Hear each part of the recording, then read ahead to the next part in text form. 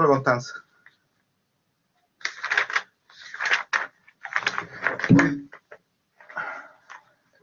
Hola, Ignacio. Buenos días. Sí, parece que el dedo se nos cruzó.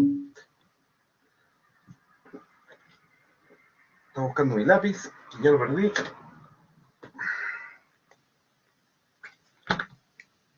Bien, nos toca obligaciones hoy día, por supuesto. Hoy día estamos en nuestra clase número 4. Así que vamos a ver qué nos toca en la clase 4. La clase 4 nos toca obligaciones con pluralidad de sujetos, mancomunadas, solidarias e indivisibles. A eso nos vamos a abocar hoy día. Ahora, no sé si se dieron cuenta, me gustaría que me dieran su opinión, les abrí todo el curso completo hasta el fin de semestre. Significa que no hay que esperar a que llegue la semana para que se abra la cosita. Y coloqué un montón de videos de clases, y en realidad no son cápsulas, son clases ya, clases derechamente, pero en que hay materias completas.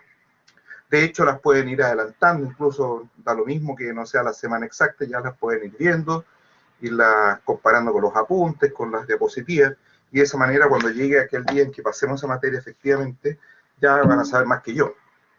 ¿No es cierto, Nicolás? Yo creo que también es que es mucho mejor. Ahora, hay que disponer del material, claro, no tengo todo el curso en video, si yo tuviera tiempo,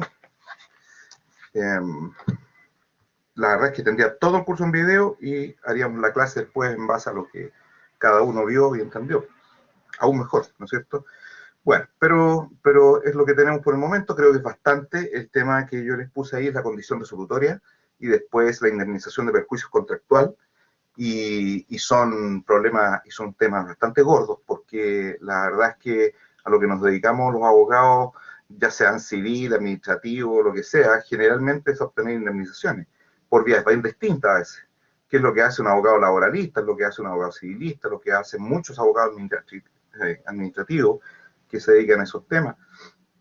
Desde el punto de vista del derecho ambiental, así, el obtener indemnización siempre es el punto. Y esta es una de las más importantes, que es la indemnización que proviene de la obligación contractual incumplida. Es todo un tema.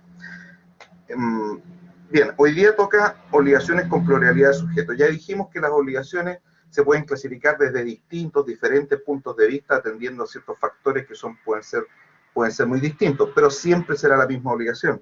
Aquí vamos a atender al factor: ¿hay un solo acreedor y un solo deudor? ¿O hay varios acreedores? ¿O hay varios deudores? Si son varios acreedores, ¿quién cobra la deuda? ¿Por cuánto puede cobrar? Y si son varios deudores, ¿le pueden cobrar todo a un deudor? ¿O hay que cobrarle a cada uno por separado? Y si uno paga todo por error, ¿puede pedir al acreedor que le devuelva lo que pagó en exceso? Esa es una serie de preguntas que son de todos los días. Ahora, esa misma obligación con pluralidad de sujetos puede ser también una obligación civil o natural, podría ser natural también. Podría ser solidaria y natural, podría ser simplemente conjunto, mancomunada y negativa, podría ser una obligación solidaria y al mismo tiempo de objeto múltiple, y al mismo tiempo podría ser una obligación de dar. Es decir, recuerden, una obligación puede y debe en realidad, con las siguientes circunstancias, caer en en varias de estas clasificaciones. Por eso hay que tener en cuenta las otras clasificaciones al momento de juzgar un tema. Así que vamos a las obligaciones mancomunadas, solidarias e indivisibles, pero antes de ello vamos a abrir el micrófono. Adelante, estudio, para que ustedes me planteen las dudas o preguntas que el estudio previo de estas páginas les haya producido.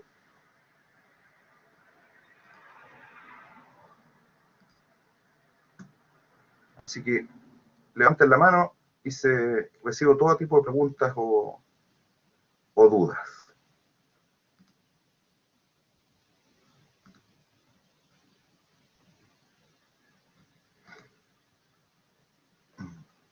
Parece que no hay mucho entusiasmo hoy día, ¿eh? Bueno, vamos viendo. Profesor, disculpe. No, Cuénteme. profesor, no es de la materia, lo que pasa es que se me inundó el departamento, entonces estoy sacando agua en estos momentos. Sorry. Yo siempre participo, pero en este caso voy a estar un poco práctica. Sorry. Yo no estaba acuática. Perfecto. Ya, pues, pero le deseo lo más que esté seca lo antes posible. Pues. ¿Qué quiere que le diga? Pucha, qué lástima. Mientras tanto voy a abrir mi diapositiva. La voy a abrir por fuera porque el sistema no deja compartirla.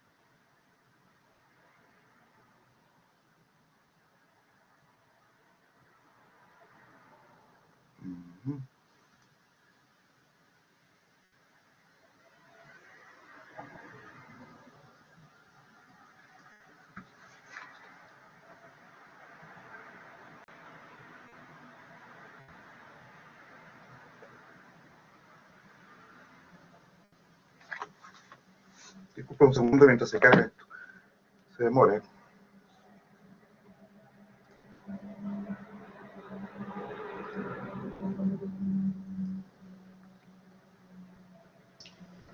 Profesor, una consulta. Adelante. Encantado, cuénteme. En el 1510 dice que la pérdida de algunas cosas de género no extingue la obligación. ¿Y hay algunas cosas de género que sí se extinguen con la pérdida? ¿Hay Un alguna segundo. excepción? 1510 me dice. La pérdida de algunas cosas del género no extingue la obligación y el acreedor no puede oponerse a que el deudor las enajene o destruya, mientras subsistan otras para el cumplimiento de lo que se debe. Claro, es que se supone que hay una frase clásica en derecho de obligaciones y es la siguiente: el género no perece. Si yo te debo 10 sacos de papas y mis sacos de papas se queman o los vendo o me los como, hay más papas en el mundo y más sacos con que se pueden llenar con esas papas. Por lo tanto, no podemos decir que la circunstancia que hayan desaparecido las papas que yo tenía implica que la cosa desapareció. Hay más papas en el mundo, hay más de donde saqué esta, así que no hay extinción. Y es por eso entonces que el acreedor no se puede oponer a que el deudor de las papas se las coma, las cocine o las haga puré, porque hay otras más allá. No puede oponerse a que el deudor las enajene o destruya, mientras subsistan otras para el cumplimiento de lo que debe. Y ahora, lo que no explica el artículo es si subsistan otras en dominio del deudor o en el mundo entero. Ese otro tema que aquí no está resuelto y que es opinable. Yo creo que dependerá la definición, porque eso lo tendrá que definir el juez en caso de un conflicto, lo tendrá que definir el juez y dependerá la circunstancia de cada caso. Gracias. ¿Dónde está el navegador? Aquí te parezco tatita, se me...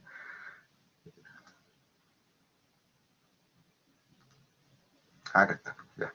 Se me habían perdido ustedes. Compartir pantalla. Fernando Hernández, tiene la mano levantada, cuéntenme.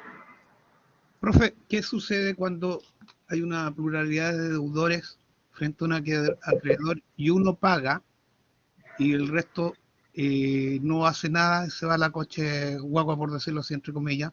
¿Cómo Sí. el deudor que pagó el total de la deuda puede recuperar su dinero respecto de los demás morosos, deudores morosos? Claro, esa es parte importante de este asunto, porque aquí hay que distinguir dos situaciones bien importantes. Una, que el obligado, el que pagó, sea un deudor simplemente conjunto mancomunado o que sea solidario. Si es simplemente conjunto mancomunado, él debe pagar su cuota en la deuda y ni un peso más.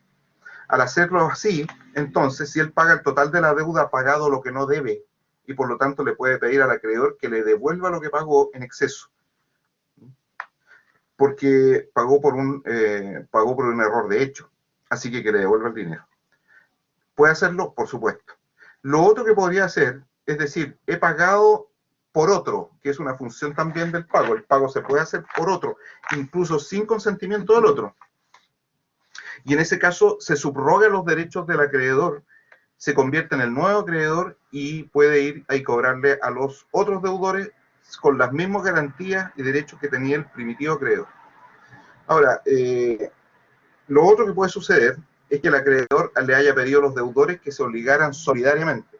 Y cuando se obligan solidariamente, lo que es un beneficio para el acreedor, si la solidaridad es pasiva, es un beneficio para él porque él le puede cobrar derechamente el total de la deuda a cualquiera de los codeudores solidarios.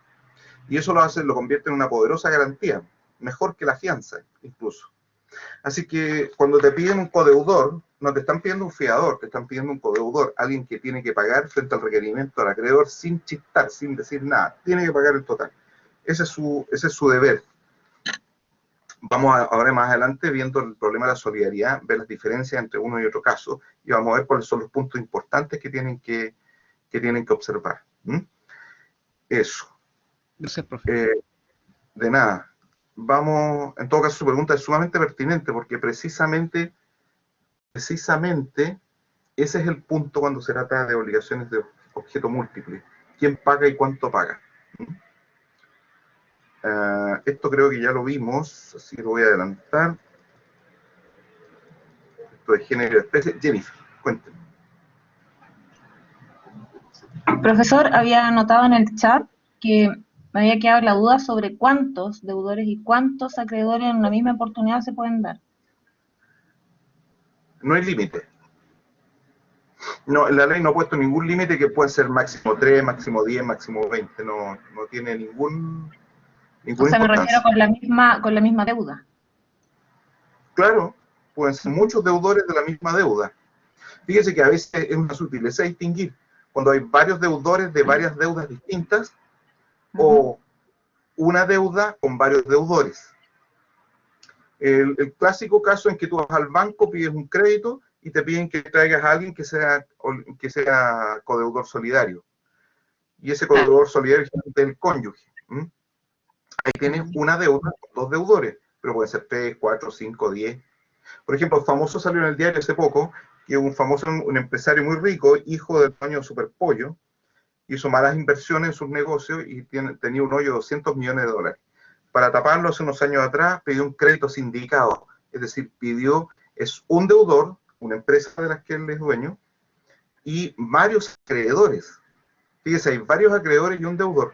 Los varios acreedores son varios bancos que entre todos prestaron dinero para distribuir el riesgo, obviamente. Pero este señor no pagó. Hace poco salieron los diarios que habían terminado de negociar y había un tercero que había comprado la deuda en la mitad de lo que valía. Compró el crédito. Y los bancos se tuvieron que ir para la casa con mucha menos plata de la que pensaban. Ahí tenemos un caso de pluralidad de sujeto activo, que puede dar también, es raro, pero ocurre cuando se trata que, por ejemplo, los bancos que financian el puente Chacao, también, son varios bancos, tienen créditos sindicados, eso. Vamos entonces a ver... Gracias, de nada, señorita. Encantado, cuando quiera. Les recuerdo que me pueden levantar la mano y preguntar lo que quieran cuando quieran. Espero que hayan podido mirar las diapositivas y mirar los videos. Vamos a las obligaciones simplemente conjunto, mancomunadas, indivisibles y solidarias. Todas ellas, si ustedes se fijan, acá abajo, todas ellas, no sé si se ve el mouse cuando lo muevo, ¿no?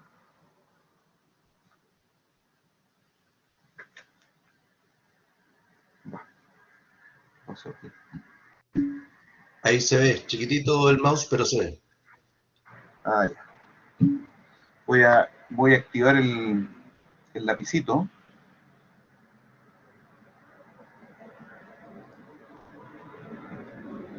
No me deja. Hasta el lápiz. Ahí está.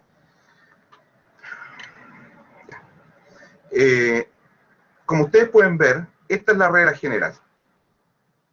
Esta es la regla general. Un acreedor y un deudor, y sobre esa base hemos estado pensando todas las últimas clases. Pero también puede ocurrir, que es lo normal, ¿no es cierto? Un sujeto activo, un sujeto pasivo. Recepción, ¿pero qué pasó? Ese no fui yo. Ya. Pero lo que puede suceder también es que existan varios actores.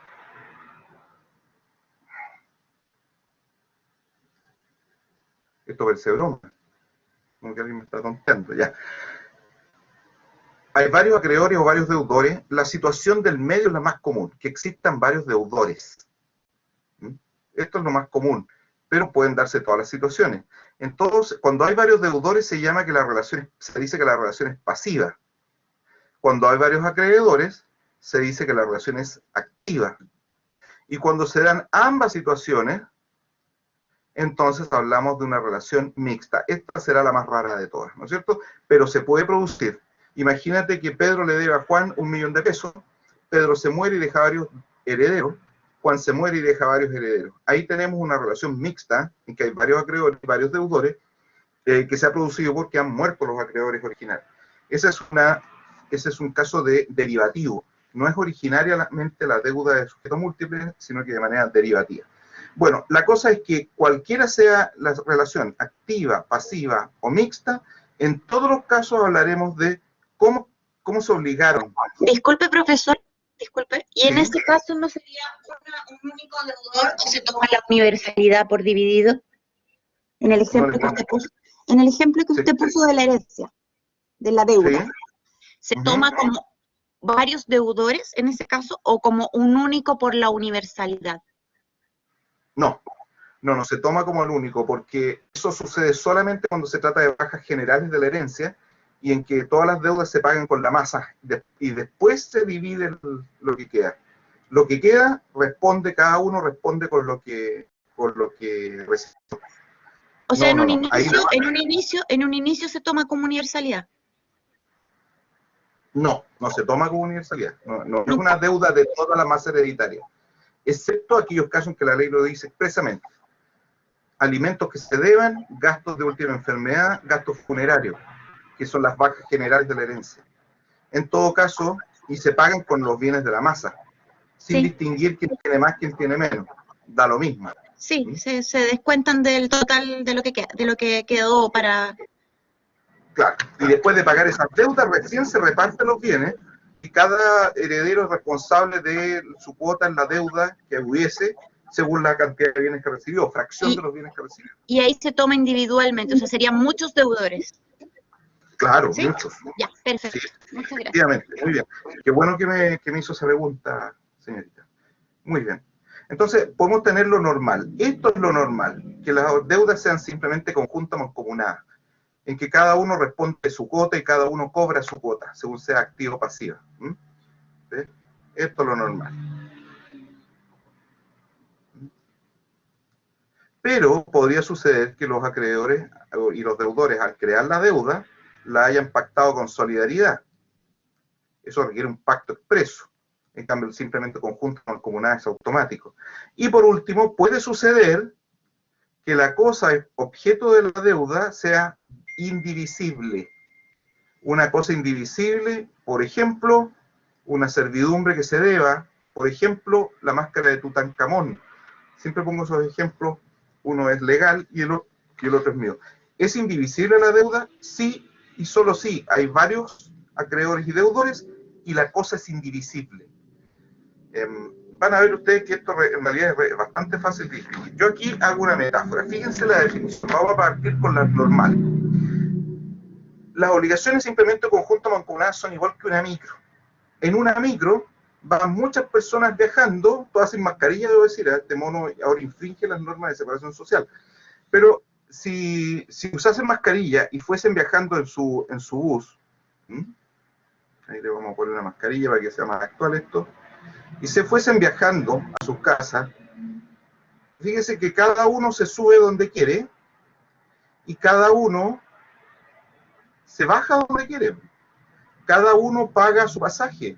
Si alguien se sube y no tiene plata, no puede subir, y si alguien se sube y no tiene plata y le puede pedir plata a los otros pasajeros, no puede, ¿no es cierto? No puede porque cada uno aquí se las arregla con sus uñitas. Por eso siempre digo que esto es una verdadera micro. una micro, en la cual todos nosotros viajamos juntos, pero no revueltos. Ahí está, la micro está mucho más protegida ahora del COVID. Pero ¿qué es lo que la distingue de otras obligaciones? Primero, hay dos cosas que son súper importantes. Primero, el objeto debido es divisible. Recuerda que el objeto puede ser una cosa corporal o incorporal. Si es incorporal es un derecho personal o derecho real. Y la puedo deber, obligado a transferir el dominio, por ejemplo, una cosa. Puedo estar obligado a transferir el dominio de una cosa incorporal, un crédito. Puedo estar obligado a constituir una hipoteca. Puedo estar obligado a constituir una servidumbre, etc. Esa obligación, ese objeto debe ser divisible, puesto que si no es divisible, simplemente inmediatamente nos vamos a las obligaciones indivisibles. Las obligaciones indivisibles son una excepción en base a la naturaleza de lo que se debe. Vamos a ver cuando lleguemos a la indivisibilidad cuáles son esas cosas indivisibles. Baste decir por el momento que la indivisibilidad se ve desde un punto de vista jurídico, no físico. Porque si ustedes toman una hoja de papel y la empiezan a dividir por la mitad, van a poder seguir haciéndolo hasta el nivel subatómico, si es que tiene un bisturí así delgado, porque físicamente todo es divisible, pero jurídicamente podemos entender que hay cosas que no se pueden dividir, y por lo tanto, cuando se deben y se deben pagarse en su totalidad por uno solo de los deudores, si es que hay, o entregarse a uno solo de los acreedores, si es activo. Bueno, así que primero objeto divisible, y después pluralidad de deudores. Son requisitos fundamentales. Lo primero que debes ver cuando yo te pregunto, una pregunta trampa, ¿aplica las reglas de la solidaridad a este caso? Y usted lo primero que tiene que ver es si realmente es aplicable, el objeto es divisible, hay pluralidad de deudores, de acreedores de ambos. Ya. Entonces, vamos a avanzar un poquito a un monito. Por eso recuerden esta metáfora. ¿Por qué la micro? Van a ver por qué. Primero, una relación pasiva. Aquí hay varios deudores, fíjense, varios deudores. Tenemos todos los elementos de la obligación. Tenemos un sujeto activo, tenemos un sujeto pasivo, es decir, los sujetos de la obligación. Después tenemos una cosa de vida, el dinero, que es divisible, esencialmente. Y después tenemos una relación jurídica. Fíjate que hay una relación o vínculo jurídico entre cada uno de ellos, y esto yo los llamo los hilitos. Fíjate que cada uno de ellos tiene un vínculo con el acreedor. Esa flecha no es porque sí nomás, nos está indicando el vínculo jurídico, pero además nos indica 3 vínculos jurídicos, y esto a propósito de la compañera que hizo la observación hace un rato. No hay 3 deudas, hay 3 vínculos jurídicos. Eso significa que habiendo solo una deuda, el vínculo jurídico puede ser distinto, tener distintos sabores, colores u olores. Podríamos esas flechas ponerlas con colores distintos. Por ejemplo, un deudor podría ser menor de edad, otro deudor podría estar demente, el otro deudor podría ser cónyuge del acreedor, por lo tanto le corresponden algunos beneficios en cuanto a prescripción y cobrabilidad, etc. Por lo tanto, el vínculo podría variar. Lo normal es que sea exactamente igual, pero en vista del tipo de sujeto que debe o alguna cosa así, podría suceder que fuese ligeramente distinto. Vamos a volver sobre eso más adelante. Dicho eso, entonces, si cada uno de ellos debe 1/3 y la deuda es de 300 pesos, entonces cada uno de ellos debe, entonces, claramente, debe 100 pesos. Y aquí comienzan una serie de preguntitas bien mañosas. Y entonces, si le debe 100 pesos, ¿cuánto puede cobrar el deudor? Fíjate que yo voy a poner acá, esto tiene un sentido, ¿eh? Yo estoy escribiendo 100 pesos detrás del deudor, en bambalina, en su closet. Y la pregunta es, ¿cuánto debe realmente el primer señor de arriba? Pues debe 100 pesos. Por Dios, ¿qué pasó aquí? No entiendo por qué retrocede esto si yo me lo he movido.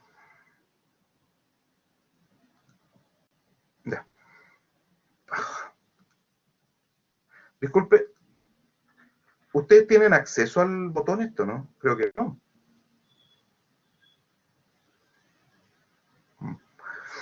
No, profesor, Bueno, no tenemos. No sé, entonces alguien me está tonteando con Bluetooth por algún lado y me están agarrando para la broma. Sí, claro, sí, me imagino. Debe ser el agua que llegó hasta acá y me echó a perder la cuestión. Espero que no siga chapoteando. Bueno, fíjate que yo puse a espaldas del deudor, puse 100 pesos. Eso es lo que él debe en realidad? ¿Cuánto debe frente al acreedor?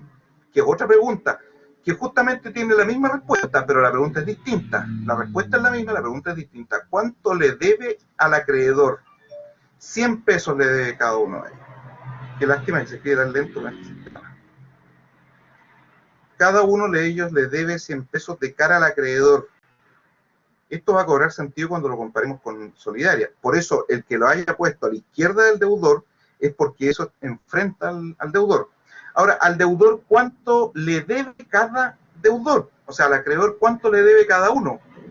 Bueno, y cada uno le debe 100. Fíjese que le puede cobrar 100 y le deben 100. Aquí puede cobrar 100 y le deben 100. Todo coincide. ¿Se fija? El vínculo jurídico por uno y otro lado tiene el mismo número. Pero acá, a espaldas del acreedor, coloco cuánto le deben en total. ¿A cuánto tiene derecho a recibir? Bueno, tiene derecho a recibir 300. Esto tiene implicancias procesales y civiles. Por ejemplo, a él le deben 300 y debe obtener 300. Eso es lo justo. Pero para obtenerlo tiene que demandar a cada uno de los codeudores por separado. Al primero lo demanda por 100. ¿Y cuánto debe? 100. Paga los 100, listo, se va para la casa. Lo mismo los otros 3. Pero no puede demandar a uno de ellos por 300 pesos. No puede porque es simplemente conjunto mancomunada. Cada uno de ellos, no solo en la realidad y en la injusticia debe 100, sino que frente al acreedor debe pagar un máximo de 100. De hecho, si paga más de 100, como le decía el compañero, está pagando lo que no debe y se ha producido en el patrimonio del acreedor un enriquecimiento sin causa y por lo tanto debería devolverlo con una acción restitutoria. Lo mismo sucede acá cuando se trata de una... Disculpa. No entiendo qué pasa acá, realmente me tiene... Ya. Entonces, aquí tenemos la misma situación, pero hay un solo deudor. ¿Cuánto debe el deudor? El deudor solo debe... ¡Ay, Dios mío, de nuevo!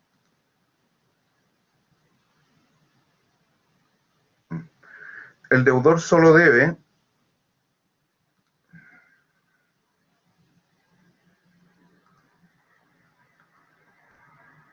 Debe 300. Eso es lo que debe en el fondo. ¿Cuánto debe pagarle a cada acreedor? Lo mismo. Se fijan que aquí, en el lado de él, son 100. Si me demanda, debo pagar máximo 100. Si me demanda, debo pagar máximo 100. Y si me demanda, debo pagar un máximo de 100. ¿Y cuánto le deben a cada uno de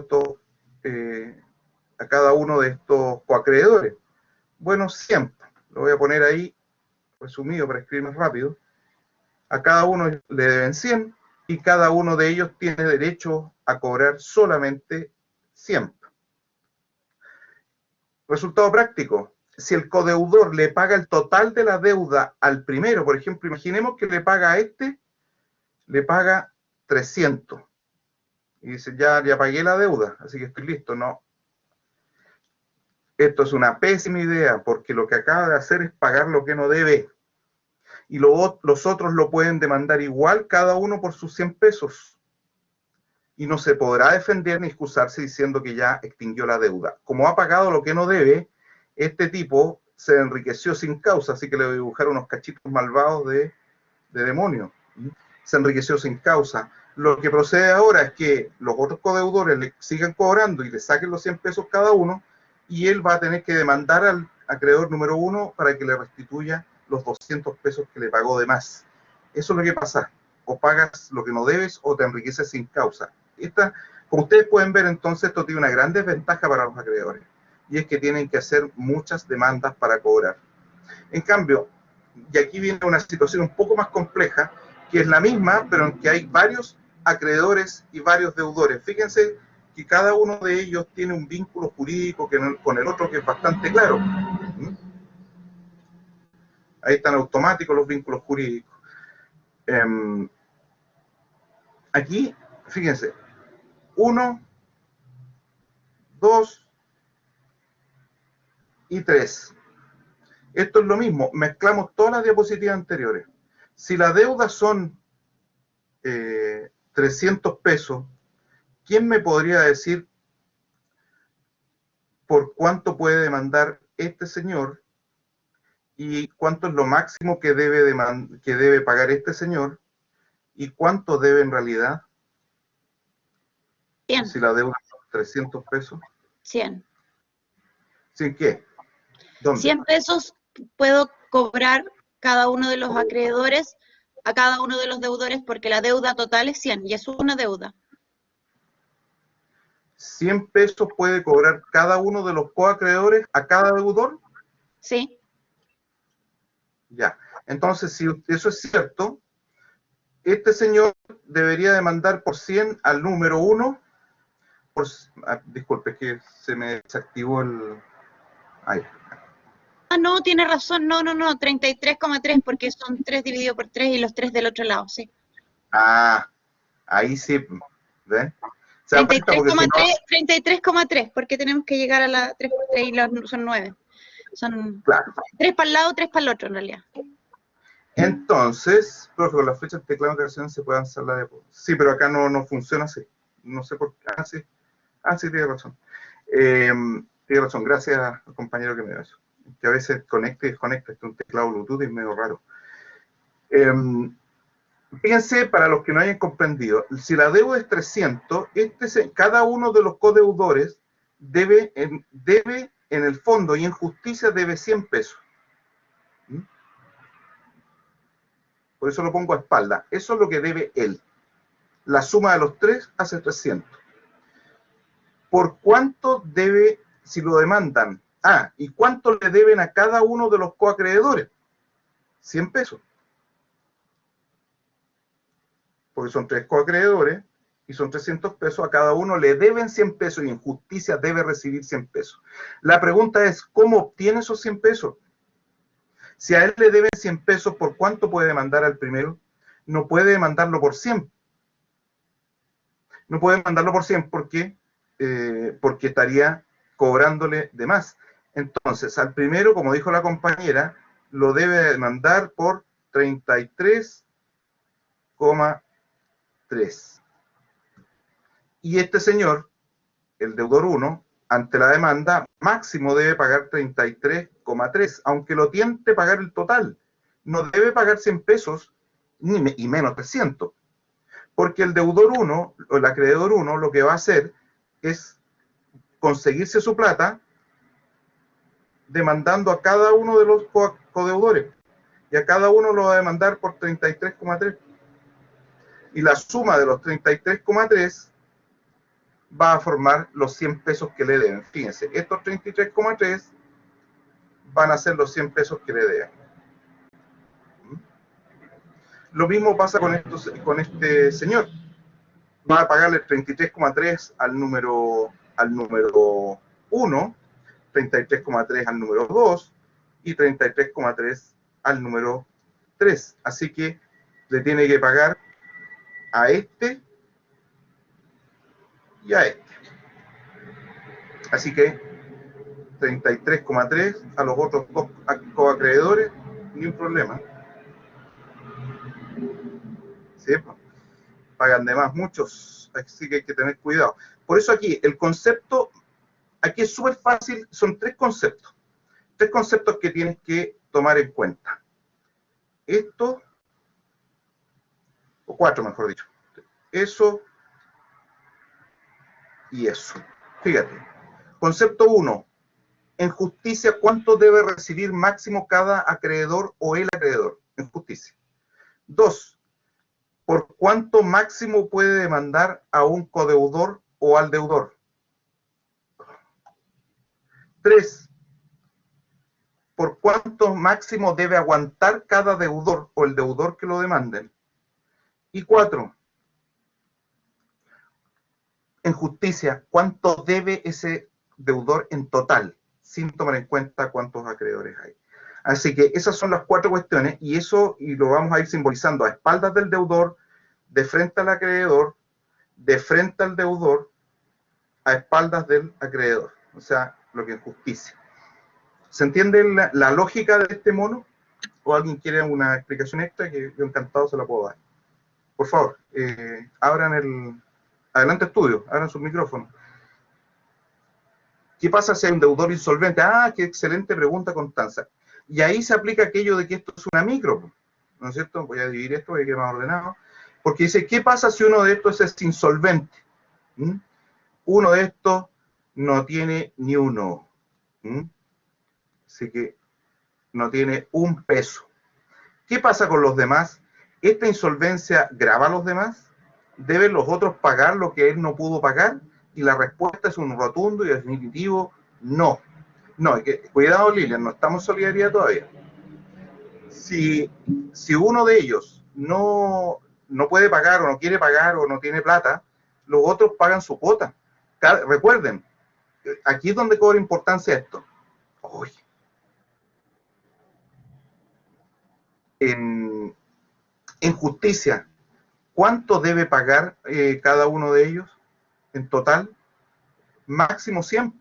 Eso es lo que en justicia debería pagar. Pero frente al acreedor debe pagar 33,3, 33,3 y 33,3. Lo mismo se repite para los otros. Los otros no tienen por qué pagar más de 33,3 a cada uno de los acreedores. Si lo obligáramos a responder por lo que el otro no pagó, entonces tendríamos que aumentar el número en esta zona. Y no es así. Eso no ocurre por regla general. Hay excepciones y las vamos a ver más adelante. Pero sin duda, la simplemente conjunta mancomunada, esto no sucede. Y este es el grave problema de las obligaciones de este tipo, que obligan, para poder cobrar el total de la deuda por el total de los acreedores a todos los deudores, ¿cuántos juicios son necesarios? Diga, ¿alguien ya sacó el cálculo? ¿Cuántos juicios son necesarios para cobrar los 300 pesos? No, Lili, no son necesarios 3. Para cobrar los 300 pesos en total. 9 juicios. Son 3 vínculos entre cada deudor y cada acreedor. Son 9 juicios. Un desastre práctico, ¿no es cierto? Y por eso es que la simplemente conjunta mancomunada, por lo general ocurren cuando ha muerto acreedor y deudor. Es lo más normal. Rara vez se presta plata en conjunto a una persona sin colocar una solidaridad o una fianza. Son cosas distintas, solidaridad y fianza, pero apuntan a lo mismo, a garantizar la devolución de la deuda. Así que aquí tenemos las características de estas obligaciones. Son pluralidad de partes y unidad de prestación. Fíjate que la unidad de prestación es importante. Todos deben dinero y a todos les deben dinero.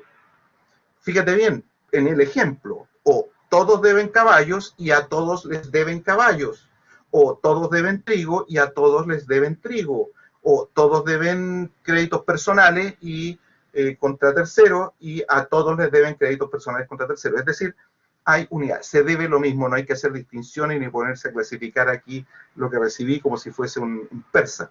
No, todos es lo mismo. En el ejemplo más fácil es dinero, pero puede ser cualquier otro tipo de obligación, recuerden eso.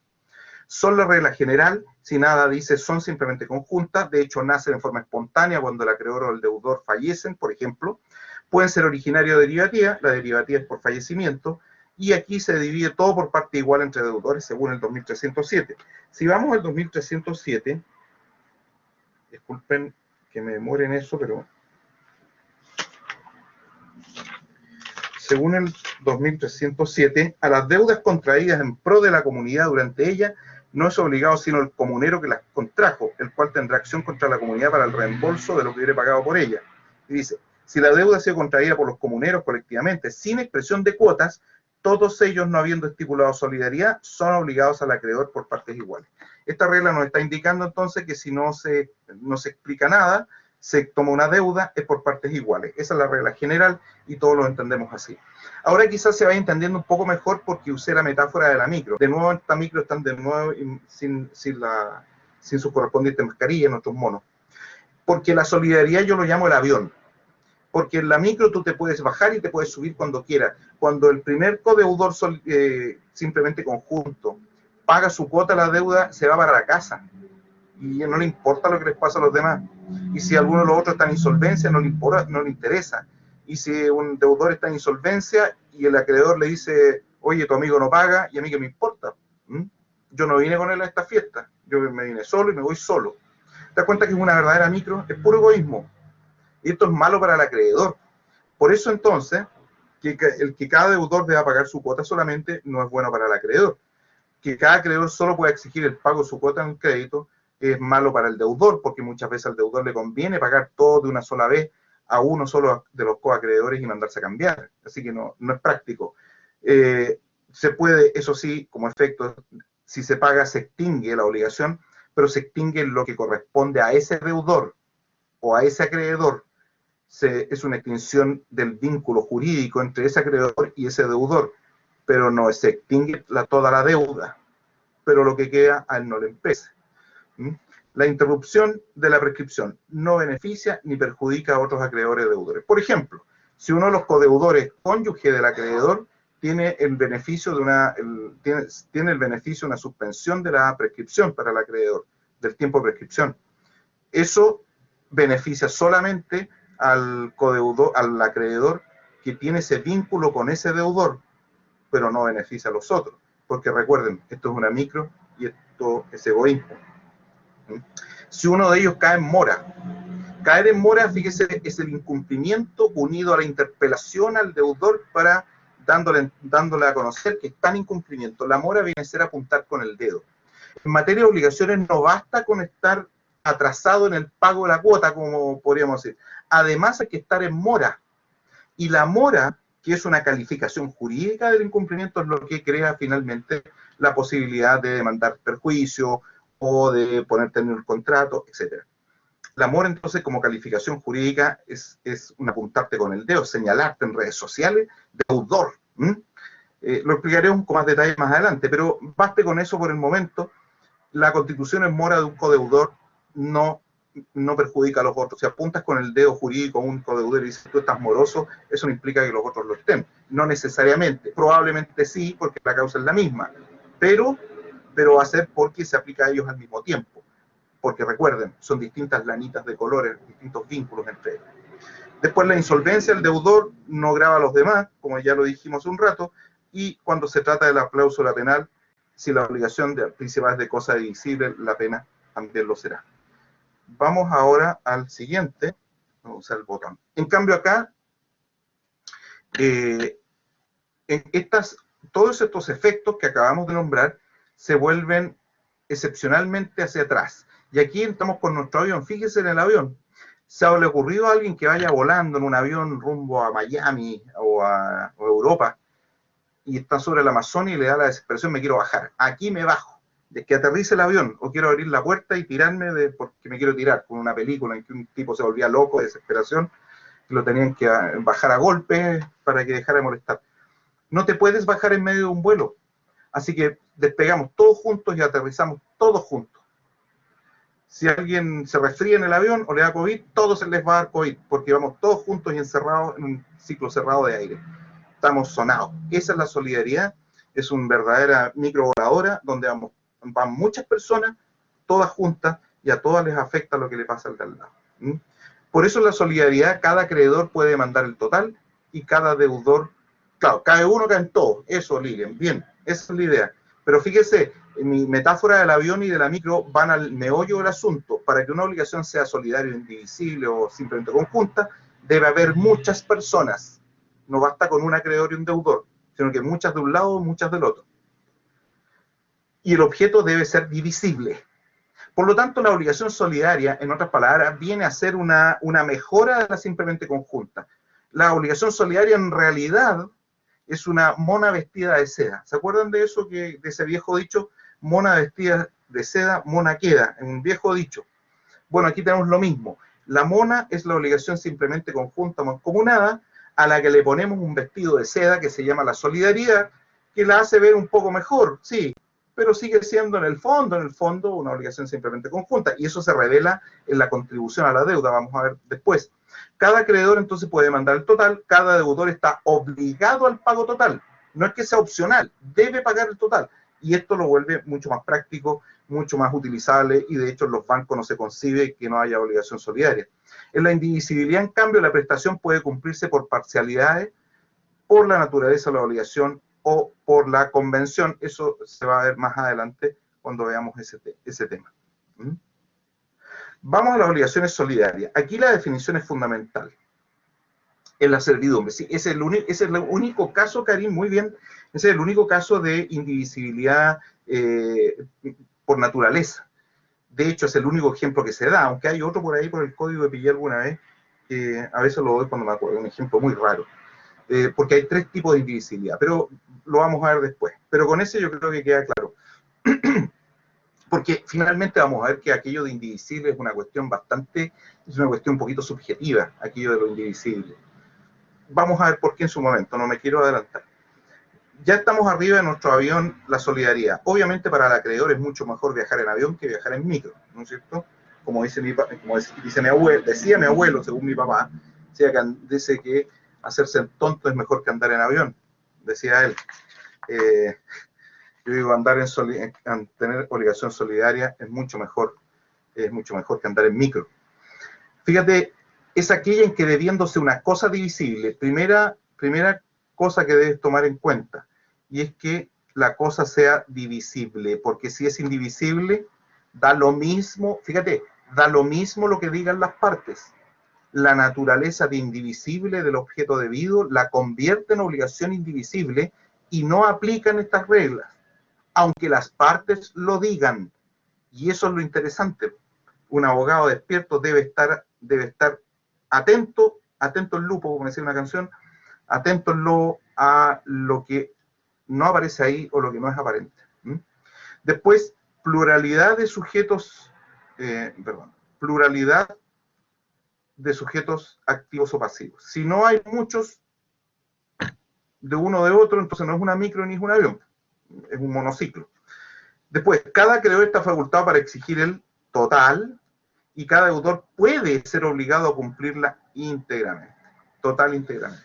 Esto la convierte en una hermosa y bella garantía. Como ustedes pueden ver, está regulado ahí en 12 artículos, no es muy larga la regulación, pero sí enjundiosa. Vamos a ver qué tipos de obligaciones solidarias las podemos clasificar de varios tipos. La principal, activa, pasiva, mixta. ¿Qué es lo normal? Que sea pasiva, porque se origina en una deuda contractual, usualmente un mutuo bancario, usualmente, puede ser cualquiera, y puede ser una obligación con un objeto completamente diferente. Toneladas de azúcar, barriles de petróleo, da lo mismo. La obligación no solo es dinero, recuerden eso, guárdenselo en la cabeza porque uno tiende a imaginar todo en dinero y yo como profesor tiendo a dar ejemplos en dinero, pero siempre que puedo y me acuerdo, repito, la obligación pueden tener un objeto diferente al dinero. Entonces, en cuanto a su pluralidad, activa, pasiva, mixta, ya vimos lo que es eso. En cuanto a su fuente, lo normal será que sea convencional. Proviene la solidaridad del contrato, donde el acreedor le dice, muy bien, señor, le presto los 100 millones de pesos, pero tráigame para acá un codeudor solidario. Ahí vamos a ver ¿por qué no pide afianzador? Bueno, porque para el acreedor es mucho mejor tener un codeudor solidario, sin interés, es una persona que concurre, sí, le voy a dar inmediatamente, es una persona que concurre a la deuda solamente para ayudar al compadre Lucho que quiere pedir un crédito, pero en realidad a él no le va a llegar la plata y no tiene ningún interés en el dinero. Después vamos a ver que eso tiene tremenda importancia. Me decía solidaria mixta. Bueno, en que hay varios deudores y varios acreedores. En ese caso, todos los deudores le pueden pagar el total a cualquiera de los acreedores. Fíjate, no es como el ejemplo que vimos en la simplemente conjunta. Cada acreedor le podría cobrar el total a cualquiera de los codeudores, porque aquí hay varios acreedores y codeudores. Varios. Eso es súper poco práctico, porque resulta que, bueno, ahí es bueno para el deudor, ya, le da lo mismo, le paga el total nomás. Pero ¿y los coacreedores que no concurrieron al pago? Van a tener que ir y perseguir ahora al tipo que cobró la deuda, por ellos, el acreedor que cobró el total de la deuda.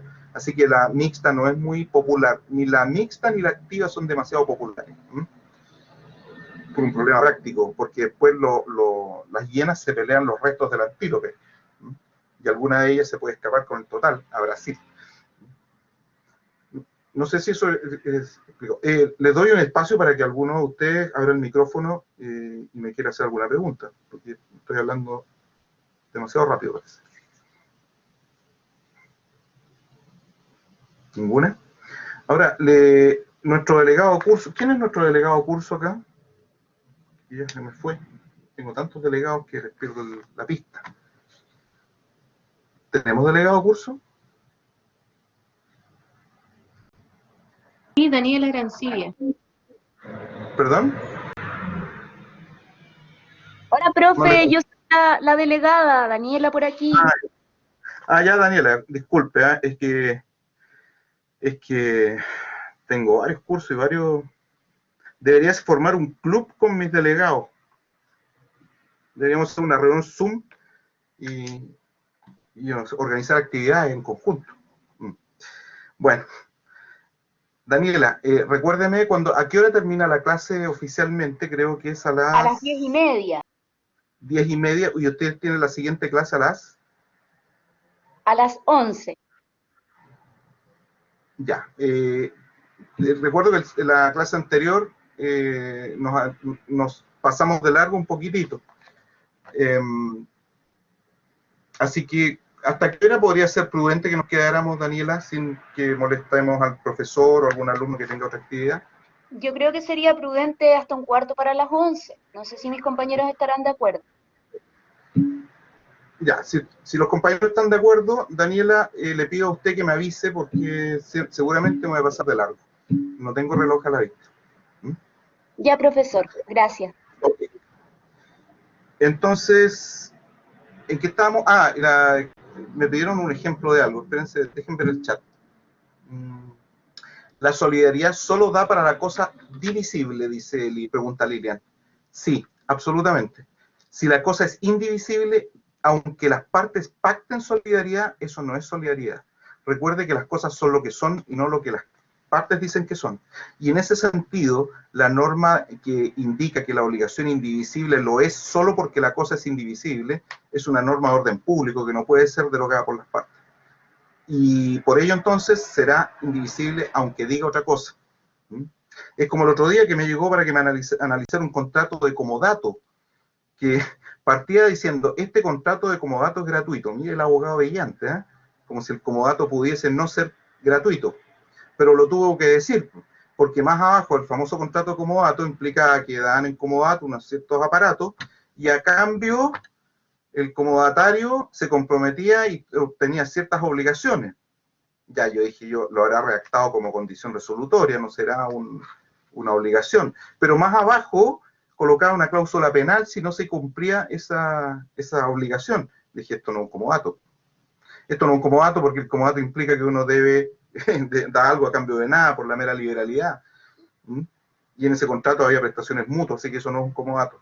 Entonces tienes que darte cuenta entonces, a partir de ese ejemplo, que tienes que fijarte muy bien en los elementos y lo que no está escrito. Por eso hay que saber un poco más.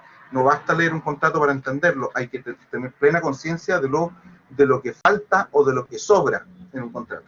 Y eso, amigos míos, es un trabajo de todos los días. Los que nos dedicamos a esto tenemos que estudiar todos los días. Dice Lilian, hasta 5:11 sería, pero mejor 1/4, amigos míos, para que todos tengan tiempo. Si no, en el otro curso tuvimos problemas por eso, el profesor, los alumnos le llegaban tarde, yo lo entiendo, se sintió pasado a llegar y me parece perfectamente atendible su petición. Así que yo humilde agaché la cabeza. 1/4, mejor 1/4. ¿Qué más? Otra pregunta. Ya. El otro día creo que... No fue usted. El otro día pasó una cosa curiosa en actos jurídicos, se tuvieron que ir, creo que fue en actos jurídicos, y la clase la seguí solo, como queda grabada, y después vieron la grabación. Cuando haya problemas podemos hacer eso, es un poco extraño, es como hablar solo frente al espejo, pero bien. Ya, la fuente convencional de la solidaridad es lo normal. La testamentaria puede ocurrir. Yo he redactado testamentos con legados solidarios. Es muy bueno para los legados. Porque el legado es una deuda del heredero para el legatario. Eso es, no es una herencia, es una deuda. Y esa deuda la puedo establecer como solidaria entre todos los herederos para que ninguno se haga el tonto y el legatario pueda cobrar el total. ¿Qué más? legal hay un caso por ahí y judicial ya no hay. Así que la solidaridad viene a ser una especie de modalidad que aparece en una obligación. Más que modalidad del contrato, es modalidad de la obligación. Y en cuanto a los efectos, ya, ahí está. Ahora vamos a los requisitos. Hay un requisito que yo lo llamo el requisito 0. Fíjate que este requisito no es el requisito 1, es el requisito 0, como el ground zero, donde, ¿se acuerdan cuando cayeron las Torres Gemelas? Le decían el punto 0.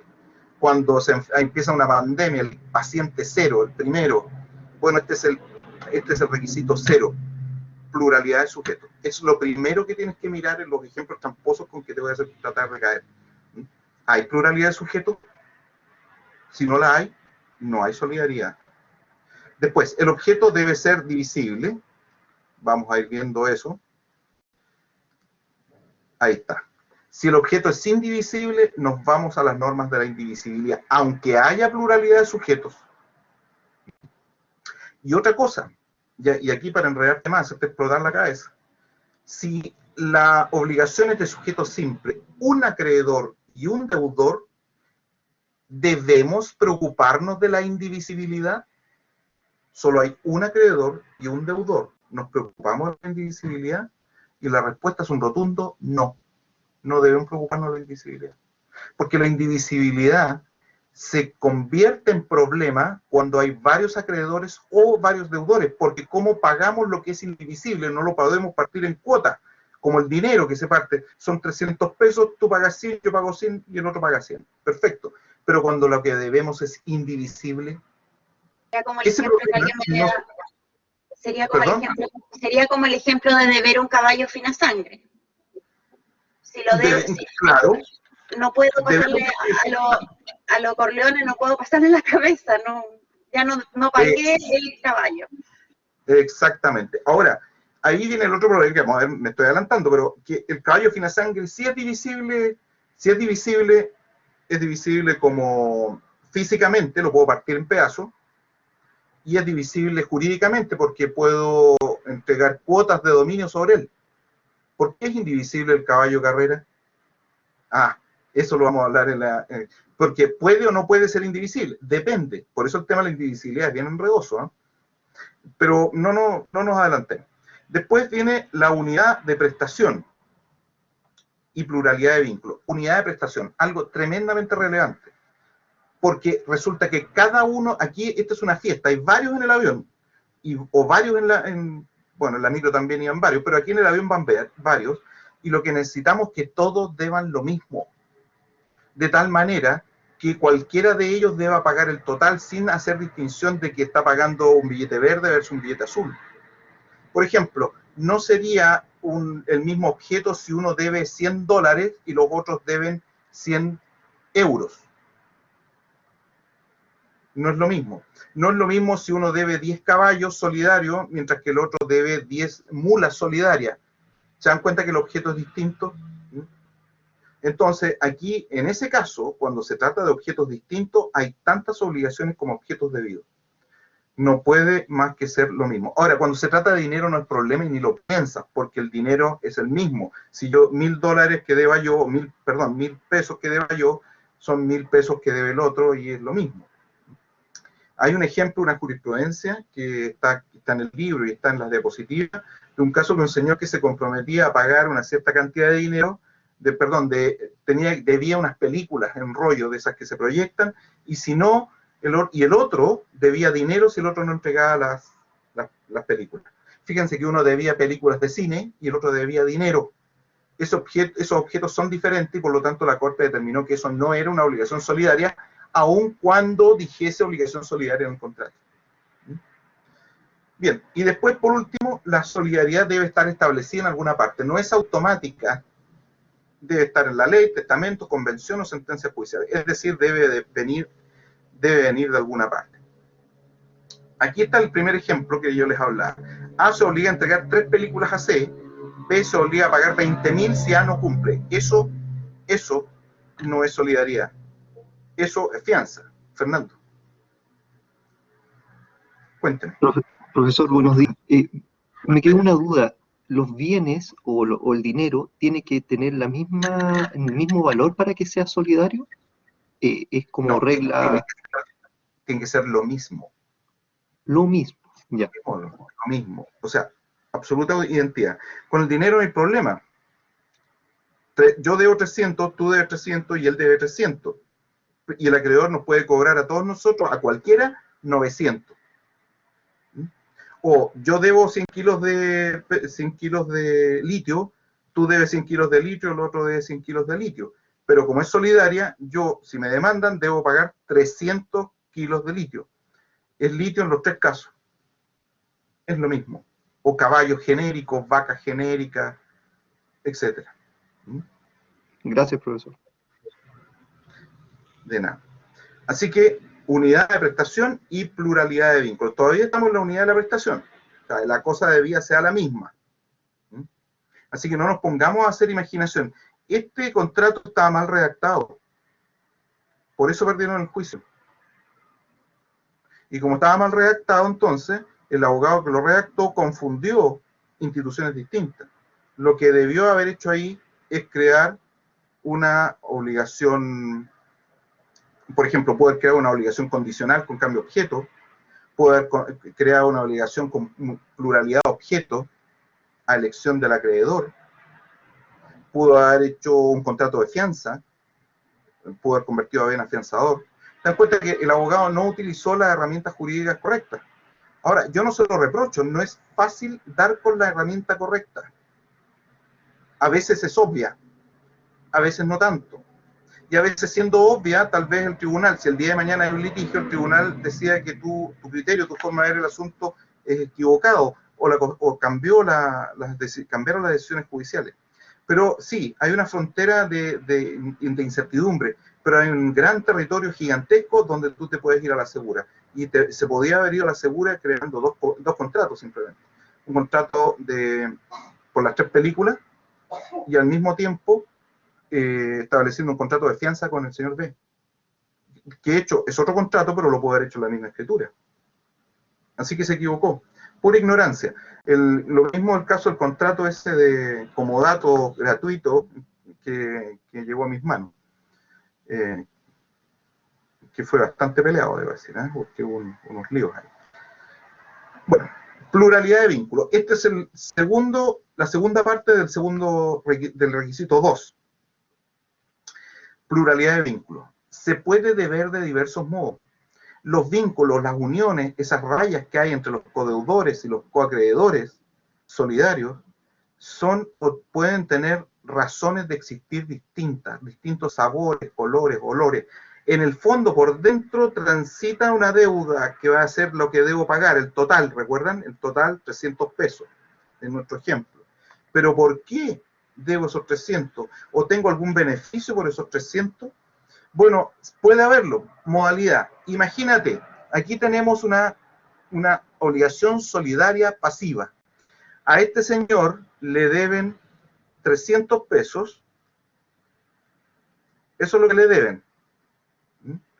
Puede cobrarle 300 pesos a cualquiera de los codeudores.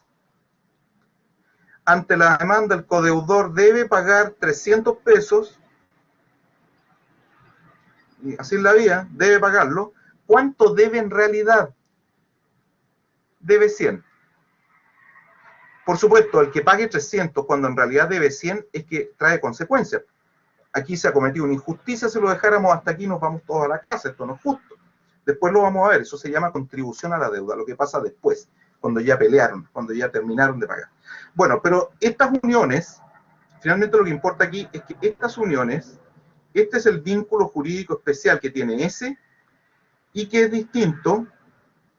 Disculpen que me demore un pelito, quiero hacer una...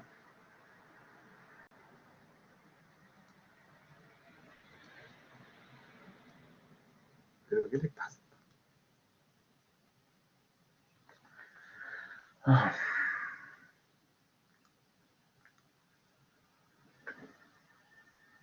¿Qué es esto?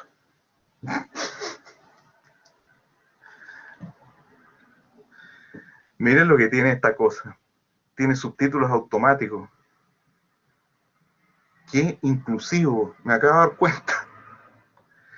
Así que si tengo alumnos sordos, ya tienen entonces su clase ya bien entendida. Está simpática esto, lo voy a dejar por mientras. Bueno, entonces, como ustedes pueden ver, al acreedor le deben 300 en total, puede cobrar 300 al deudor número 1, el deudor número 1 debe pagar 300, pero debe 100. Como aquí hay una evidente diferencia, viene la pregunta, ¿y ese deudor número 1 tiene algún beneficio después de esto? Porque el acreedor ya se fue para su casa. Sí, claro que tiene beneficio, puede cobrarle a los otros codeudores que le devuelvan lo que le corresponde, o que sufran el detrimento que les corresponde, y eso va a variar dependiendo de si se trata de un codeudor solidario con o sin interés, que es algo que vamos a ver más adelante. Pero cada una de esas flechas azules, que yo quería ponerlas de otro color, por eso el problema que tengo acá, tiene distinto color cada una de estas flechas. ¿Por qué? Porque tal vez uno de los codeudores se obligó con una modalidad, por ejemplo, tiene un plazo suspensivo de pago. Tal vez el codeudor número 1 se le dio para pagar un plazo de 2 años, mientras que al deudor 3 se le dio un plazo para pagar de 10 años y a otro se le dio un plazo para pagar de 6 meses. Así que hay plazos distintos y por lo tanto el acreedor no puede cobrarle a cada uno de ellos el mismo día, sino cuando hayan transcurrido los plazos que él mismo les asignó. El plazo no lo podría renunciar el deudor, pero el acreedor sin duda lo debe respetar, excepto en ciertas y muy especiales circunstancias. La causa puede ser diversa a la causa de las obligaciones. Claro, alguno de ellos se puede ver obligado en razón por mera liberalidad, por ejemplo, como codeudor sin interés, mientras que los otros se obligaron porque efectivamente querían un dinero del mutuo para realizar un negocio. La prescripción. Pueden variar los plazos de prescripción extintiva. Tal vez respecto de un codeudor, el plazo de prescripción extintiva sea más largo porque ese codeudor es cónyuge del acreedor, por ejemplo. En cuanto a nulidad, cada uno de estos vínculos jurídicos son independientes en esto. ¿Qué tal si cuando firmó el codeudor solidario era incapaz relativo, o era por menoría de edad, o era incapaz relativo porque había sido recién declarado interdicto por disipación? ¿Qué pasa si se obligó el patrimonio familiar estando casado en sociedad conyugal y no pidió la autorización de la mujer, o del marido? Es una mujer casada en sociedad conyugal que no pidió autorización del marido, o aceptó una herencia sin la autorización de la mujer, etcétera. Puede haber causales de nulidad que afectan solo a una de esas flechitas que ustedes están viendo ahí en pantalla.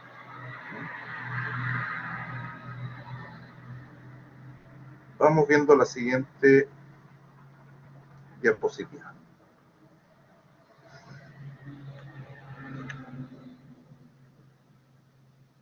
Origen de la solidaridad. El 1511 nos dice que la solidaridad debe ser expresada, declarada. Ahora, esto no significa que debas cantar predecedor en latín mientras quemas incienso o degollas un buey gordo en el altar de piedra. No significa que vayas a hacer una ceremonia de solidaridad, pero tienes que usar términos que implican que los codeudores se obligan solidariamente o in solidum en conjunto, o se obligan a pagar el total ante la petición del acreedor. Es decir, tienen que usarse ciertos términos que indiquen claramente que se trata de una solidaridad, pero no es que tengas que decirlo en latín y con palabras ritualísticas, no. Ahora, otra cosa curiosa, en los códigos modernos, como el alemán o el italiano, la solidaridad se presume de la sola circunstancia que hay varios deudores. O sea, se protege al acreedor dándole la posibilidad siempre de cobrar el total a cualquiera de ellos, aun cuando no exista pacto expreso. En cambio, en nuestro sistema debe existir pacto expreso. Así que ahí tenemos varias fuentes, la ley, hay algunos casos, por ejemplo, la solidaridad en el caso de los codeudores solidarios de una indemnización por responsabilidad extracontractual. Ahí tienes solidaridad pasiva, automática, cosa que no se da en los codeudores por responsabilidad civil contractual. Ahí no hay solidaridad. Pero eso es más importante. Y ahí la fuente es la ley, no el contrato. El testamento, el testador, como ya les dije, puede dejar un legado con solidaridad. La convención, que será el 99% de los casos. y la sentencia judicial en que no hay en este momento un caso. Había antiguamente en la ley 10.271, pero ya no está vigente. Ahora, ¿por qué se explica la solidaridad? ¿Por qué puede el acreedor cobrar el total? Cualquier coacreedor, el total a cualquier codeudor, y al revés. ¿Por qué el codeudor debe pagar el total a cualquier coacreedor? Bueno, hay dos formas de verlo. La forma romanista. El acreedor es dueño del crédito en su totalidad y por eso lo puede cobrar totalmente. Aquí estamos explicándole el por qué internamente. Porque el acreedor es dueño del crédito en su totalidad. La doctrina francesa dice que el acreedor es dueño de su cuota y representa a lo otro en el resto. Obviamente, esto que estamos viendo acá, ese ejemplo de la doctrina francesa, aplica a la solidaridad activa. El acreedor es dueño de su cuota y representante de los otros en el resto, y por eso, y como representante que soy, puedo cobrarte lo que corresponde a ellos, y yo como representante se los voy a entregar. Esto tiene consecuencias posteriormente, porque si es representante el codeudor que paga o el coacreedor que cobra, entonces como representante que es, tiene ciertos derechos que no tiene, que no tendría bajo el alero de otras figuras, como la simple representación. Perdón, como la subrogación de deuda, subrogación de crédito. Vamos a verlo eso más adelante. Vamos a la solidaridad activa, bastante rápido, no nos vamos a detener mucho en ella, es poco frecuente y la verdad es que no es muy emocionante. La pasiva sí, ahí sí que tenemos mucho que decir. Disculpen, estoy tratando de ver la hora. ¿Dónde dejé? Ah, acá tengo el teléfono. Hasta 15 minutos. 10:27. Ya. Según mi reloj son las 10:27.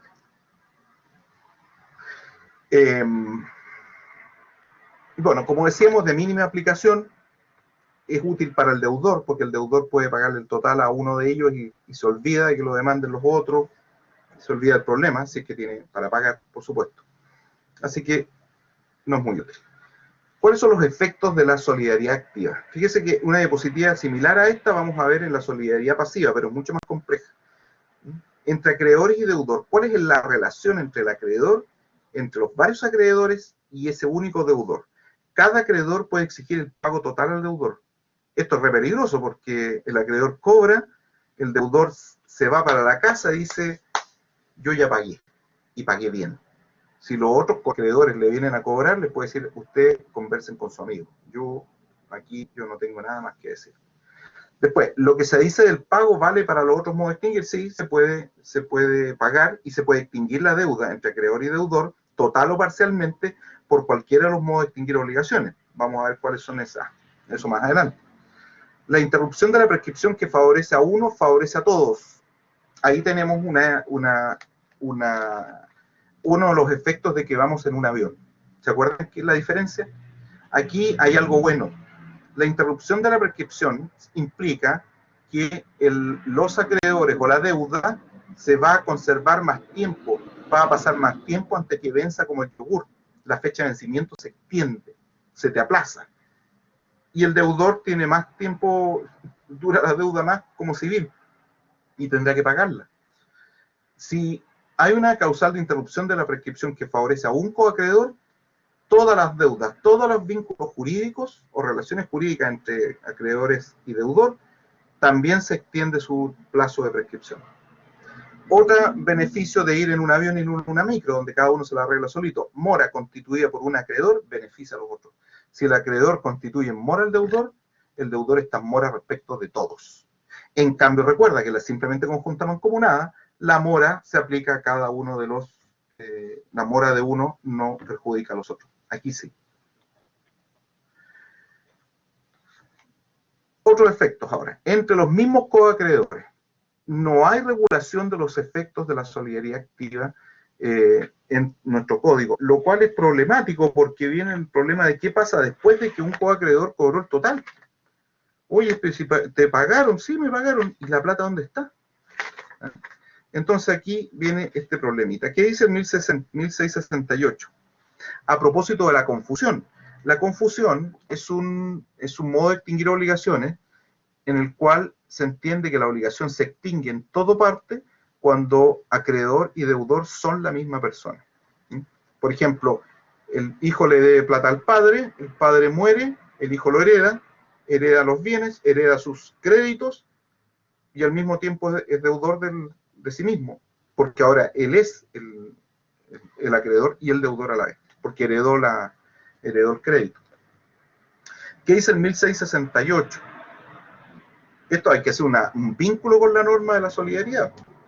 Si hay confusión entre uno de varios deudores solidarios y el acreedor, podrá el primero repetir contra cada uno de los codeudores por la parte o cuota que respectivamente le corresponda en la deuda.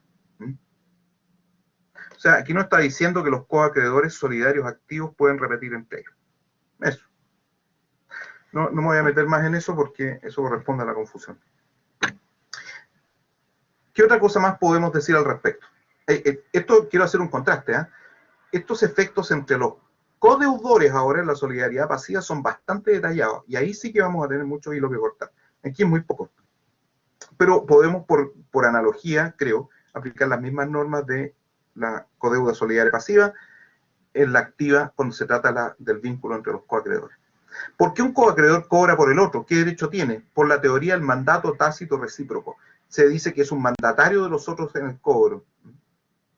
Y por lo tanto, como es un mandatario, debe rendir cuenta de su mandato. Así que tiene una obligación. Tiene la obligación de entregar el dinero, rendir cuenta de cómo lo llevó a cabo, y también tiene ciertos derechos. Los derechos que tiene el mandatario, por ejemplo, los gastos del cobro, los gastos de la gestión. En la teoría romana, en cambio, la idea es distinta. El dominio total del crédito es de un acreedor ante el deudor y debe pagar a los otros coacreedores, no porque sea mandatario de ellos, sino porque si se queda con el dinero se estaría enriqueciendo sin causa. Sería solo enriquecimiento sin causa. Parece poco práctica la manera romana de verla, la otra nos da más herramientas. Pasemos entonces a la solidaridad pasiva. Lo mismo, pero aquí al revés, no me voy a detener más en la definición. Bien, la solidaridad pasiva entonces se parece mucho a la fianza, en el sentido de que cumple una función de caución. Esto es decir, es una de las formas de garantizar que un deudor le pague la deuda al acreedor. La solidaridad pasiva entonces es una caución personal, porque aquí resulta que gracias a la solidaridad yo no solamente le puedo cobrar a Pedro, mi deudor, sino que le puedo cobrar a María, su codeudora solidaria, que llegó acá a apoyar a Pedro. Eso implica que María no tiene interés en la deuda, pero eso a mí no me importa. Cuando alguien concurre como codeudor solidario por ayudar a su compadre, es un codeudor solidario sin interés. Y de hecho lo deben colocar en el contrato diciendo soy codeudor solidario, codeudor y fiador solidario. O soy un codeudor solidario sin interés también. ¿Por qué? Porque eso no le importa en nada al acreedor y no lo afecta, porque el acreedor le puede cobrar a cualquiera de los dos sin hacer ningún tipo de distingo. Pero sí tiene importancia después, cuando una vez que se haya cobrado la deuda y haya pagado el total, uno de los codeudores, ese codeudor que pagó el total, tiene más derechos si era un codeudor sin interés que si era un codeudor con interés. Así que, disculpe, interesante. en ese caso tiene que ver, por ejemplo, si yo soy deudor solidario con alguien, por ejemplo, el aval en un arriendo, esa persona no paga, lo pago yo. Eso implica que una de las consecuencias que tendría es que después yo puedo demandar a esa persona que me pague lo que yo pagué. Efectivamente. Gracias. Claro, esa es la idea. Esa es la contribución a la deuda. Así que con la fianza es distinta. La fianza, por lo demás, es un contrato. La solidaridad es una cláusula dentro de un contrato principal. La fianza es un contrato completamente aparte. El fiador, además, tiene derechos que no tiene el codeudor solidario, el beneficio de exclusión, el beneficio de división. Es decir, para el acreedor es mucho mejor tener un codeudor solidario, aunque sea sin interés, porque le da lo mismo, es mucho mejor que tener un fiador, porque el fiador se le puede resbalar, se le puede escurrir como un pez, en cierta manera, pero el solidario no. Así que aquí se desarrollan las diferencias que tienen cada uno de ellos, no me voy a detener en ellos, porque en honor al tiempo.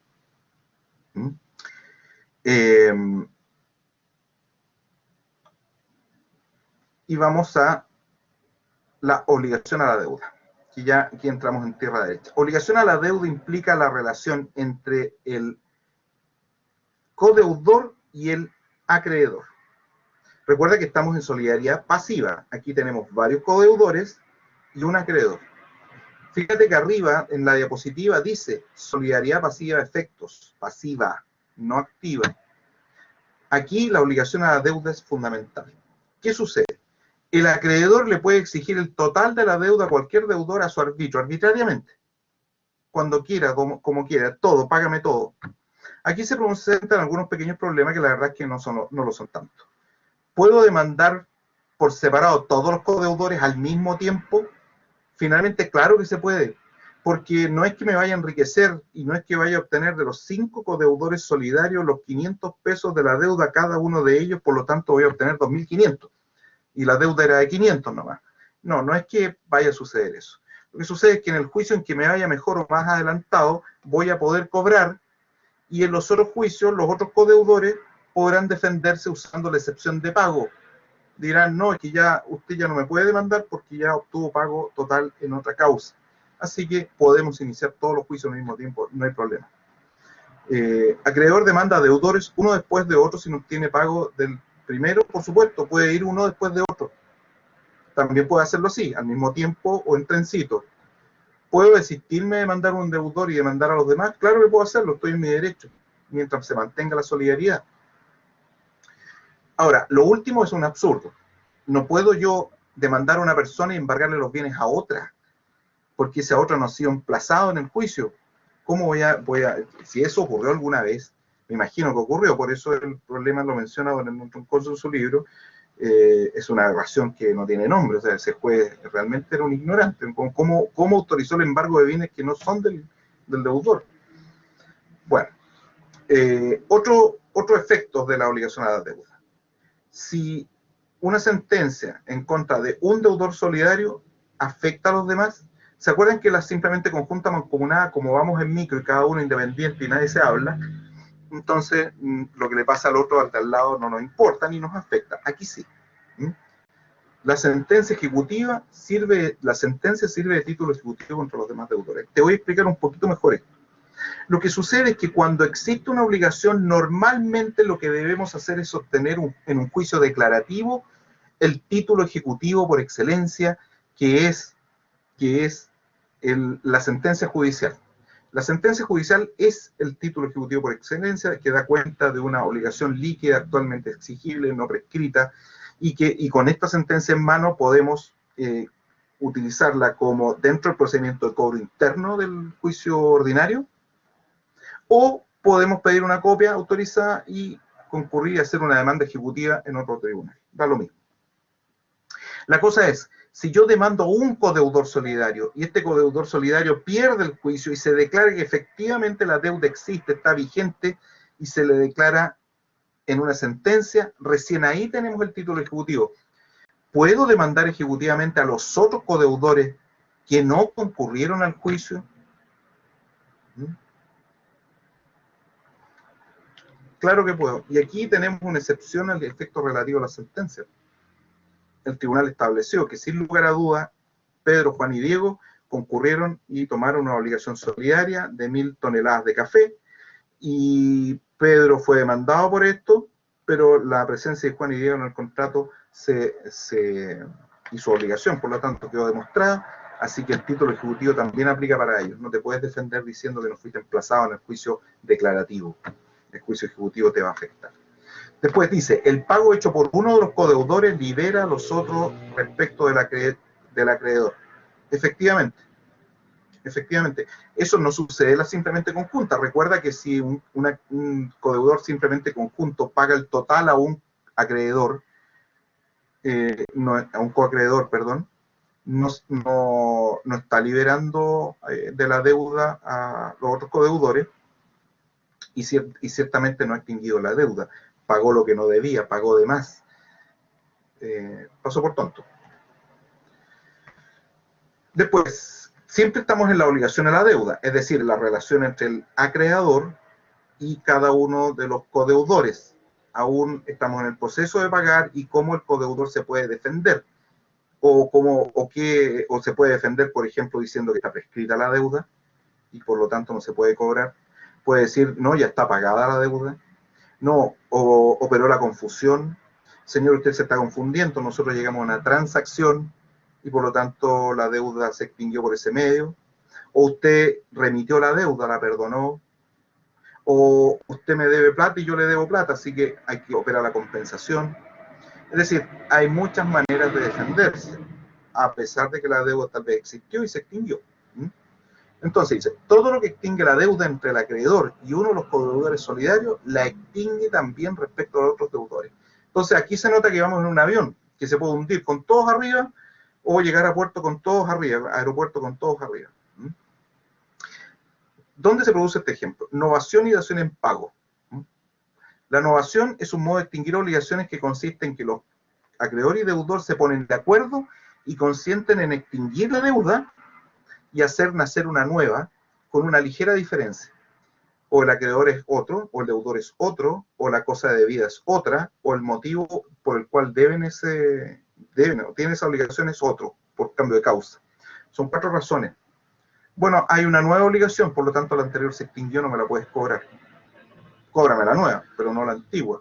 O la dación en pago, en que consiente el deudor en que en vez de entregarle 1.000 millones de pesos, le entreguen un auto, un caballo. Otro, imposibilidad en el cumplimiento por pérdida de la cosa debida. Ahí estamos en la teoría de los riesgos que vamos a ver más adelante. Se separa el precio de la cosa de la indemnización. Aquí tengo una posibilidad también. Transacción, aquí no afecta a los demás codeudores, a menos que envuelva novación. La transacción que implica novación beneficia a los otros codeudores. Recuerden que la transacción es un contrato en que las partes precaven un conflicto futuro o que ya están actualmente en tribunales y hacen renuncias mutuas. Y entre esas renuncias está extinguir obligaciones. Pero esa transacción es un acuerdo entre un codeudor y el acreedor. Puede que beneficie a los otros o no. Remisión es el perdón de la deuda, compensación.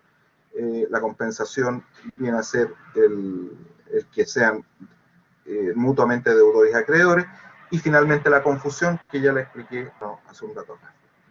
¿Qué pasa con la mora de un codeudor solidario? Ya dijimos que en las obligaciones simplemente conjunta mancomunada, el que un codeudor simplemente conjunto entre en mora no implica que los otros queden en mora. Hay que colocarlos a mora a todos en forma individualizada, de las maneras que la ley establece.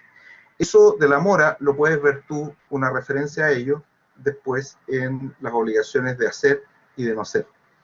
Porque la constitución en mora es todo un tema. ¿Cuándo sucede? ¿Por qué sucede? ¿Cuál es su necesidad? Así que la mora acá, en cambio, es cristiana. Uno se resfría, todos resfriados. Pone en mora todos los demás, a menos que alguna modalidad lo beneficie. Modalidad, por ejemplo. Mora implica, el día 31 de octubre tienes que pagarme 100.000 pesos. No me pagaron los 100.000 pesos, estás en mora, tú y todos los demás. Porque es solidaria. La mora en una obligación de dinero a plazo es automática. La llegada a la fecha te deja en mora. Hay obligaciones que no hay fecha, así que la mora no opera en forma automática. Bueno, ¿y qué pasa si uno de los codeudores solidarios puede decir, oiga, pero a ver, pare un poquito ahí porque el 31 de octubre era la fecha de pago acordada para el deudor A y el deudor B, pero yo soy el deudor C y usted me dijo que yo iba a tener 5 años de plazo extra para pagar en caso de que usted me cobrara. Así que yo no estoy en mora. Así que la mora... Sí, Lilen, cuéntame. Pero disculpe, en ese caso, si yo soy deudor solidario en ese caso, con otros 2 que tienen fechas distintas, claro, yo tengo un plazo distinto, pero soy solidario del otro, entonces si el otro dejó de pagar, yo también estoy en mora. No, cuidado, es que no es lo mismo incumplimiento que mora. Puede que estén en incumplimiento. Estará en incumplimiento aquel que debía cumplir una obligación y no lo ha hecho. Pero la mora es la calificación jurídica, es la advertencia, es la admonición que hace el acreedor al deudor y lo apunta con el dedo y dice, tú no me has pagado. Y eso puede hacerlo solamente cuando, por ejemplo, una obligación a plazo, llega el día y hora en que hay que pagar y el otro no paga. Eso ocurre en forma automática, queda en incumplimiento y moroso a la vez.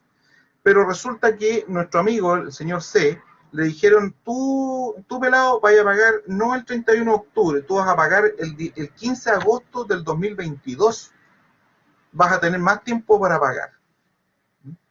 O sea, respecto de ti es un plazo distinto. Recuerda que el señor, si la deuda son 300 pesos, cada uno de ellos debe 100 pesos en realidad. Y el acreedor solidario les dijo, todos me deben 100 pesos, pero cualquiera de ustedes me va a pagar 300 pesos cuando yo les diga. Pero tú, C, los 100 pesos me los debes a contar del 31 de agosto del 2022. Y eso implica que como la obligación es solidaria, no te puedo cobrar ni tus 100 pesos y menos los 300 pesos totales, porque tú tienes más plazo. Y como tiene más plazo, aún no está ni en incumplimiento y menos está en mora. Esa es la razón. ¿Raro que se produzca una cosa así? Sí, puede ser, pero ocurre. Y es posible distinguirlo. Mira, aquí vamos a... Disculpen.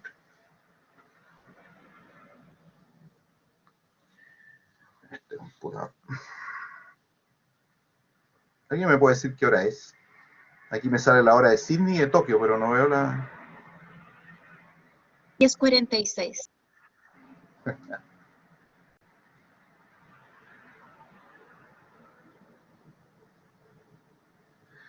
Ya. Mire, justo me llegó un mail del banco que dice que estoy en mora. No pagué la cuotita. Tengo que acordarme de depositarla. Fíjense que esto de la mora es usual en las deudas bancarias. Los créditos hipotecarios, cuando una persona no paga, justo no hay plata en la cuenta y no se paga automáticamente. En esas situaciones lo que sucede es que entras en mora automática porque la obligación debe ser cumplida y además la ley dice que si la obligación tiene plazo, la mora ocurre en forma automática. Pero en otras situaciones debes colocar en mora al deudor. Por ejemplo, si yo te digo, ustedes tres solidariamente me deben 100 toneladas de uva de sus respectivos campos viñateros. ¿Y cuándo me tienen que pagar solidariamente las 100 toneladas de uva de sus campos viñateros? Bueno, cuando sea la cosecha. ¿Te das cuenta que ahí no hay una fecha? Hay una época, pero no una fecha. Y en ese caso, habiendo transcurrido la época, es una cuestión bien relativa. De hecho, en algunos casos ni siquiera hay una época. Ustedes tres me deben solidariamente 100 toneladas de litio de sus minas de litio. Y hay una época de cosecha del litio, no la hay. Así que, y si no colocan plazo, entonces, ¿cuándo estará en incumplimiento? Bueno, lo normal será que te demores 6 meses en producir esas toneladas de litio. Han transcurrido un año y todavía no pasa nada. ¿Estás en mora? No. ¿Estás en incumplimiento? Sin duda.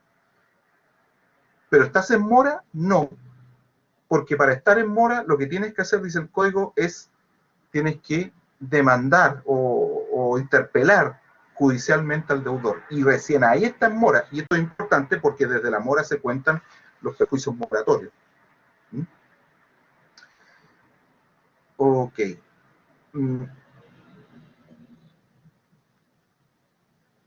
La prórroga hecha por un deudor obligado de... esto se adelantó, parece, ¿no? Bueno, aquí tenemos... Fíjense que unos están en verde y otros están en rojo. ¿Qué pasa con la prescripción? ¿A quién beneficia la interrupción de la prescripción? ¿Alguien me puede decir? Yo sé que no han visto prescripción aún, pero... Al acreedor, profesor, porque se renueva el plazo para cobrar.